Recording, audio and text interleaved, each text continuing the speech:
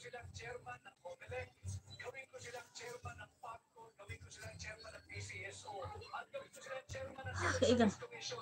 Hindi sila kwalipikado at alam ko ang nais lamang nila ay magnakaw, kaya inaktihan ko yan, kanya sila nagalit sa akin. Atty. Rodriguez, meron po kayong 8 segundos. Kaya na. Karon? Live na? Betul kan itu agak long seluruhnya.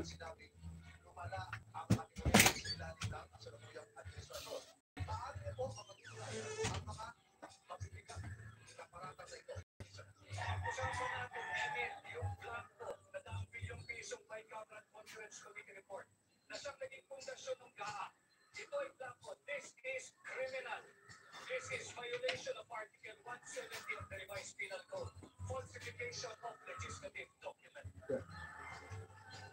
Atty. Rodriguez, ano po naman ang sasagot nyo dun sa mga nagsasabi na baka kayo tumatakbo ay dahil gusto nyo lang pong restahan o yung pag-revenge yung inyong pagkakatanggal sa inner circle ng Pangulong Marcos? Siya kaya pinanggap ang alam na pagkumuha ng tunay at mayroong posisyon para sa mga ng korupsyon.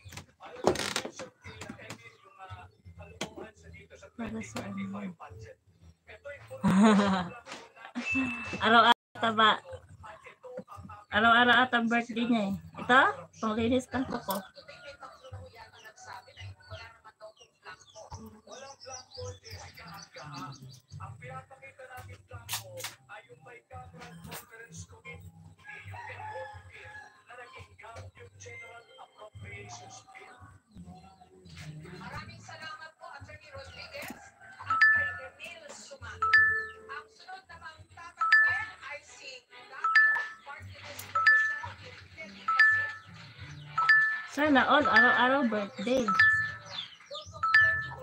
Sumayon po kayo sa isang Senate hearing. At narinig po kayo doon kung bakit na ito'y nakaaway ng gobyerno.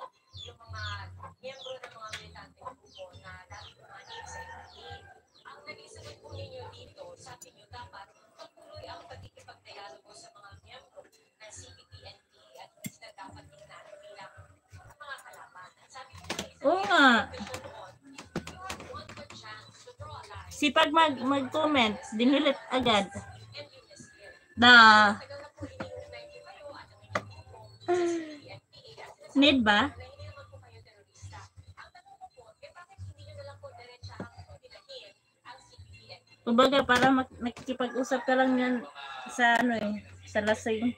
Ay mga kapwa Pilipino tayo. Yung job ng mga kapwa Pilipino katulad natin, nag-aangat din ng kabutihan ng ating bayan. Pilih bang kita. Maaaring hindi tayo sangayon sa paraan ng kanilang pakikipaglaban.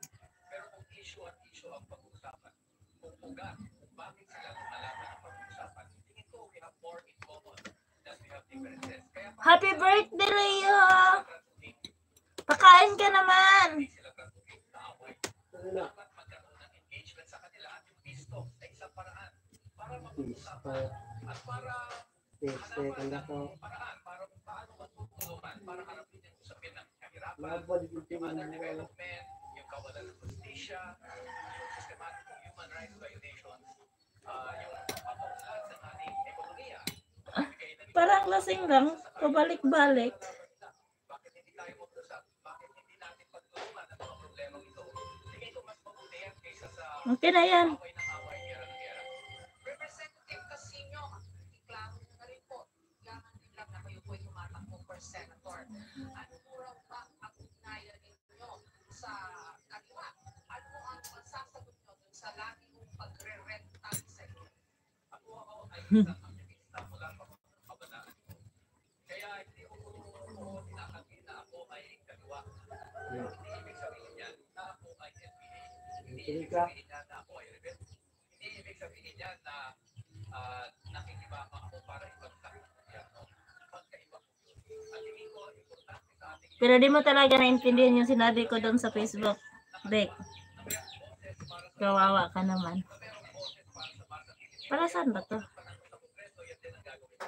Maraming Para saan kaya salamat, to? Congressman Casino at kay Pia Arcangel. Tatanungin naman ngayon si Representative Franz Castro. Para saan kaya to?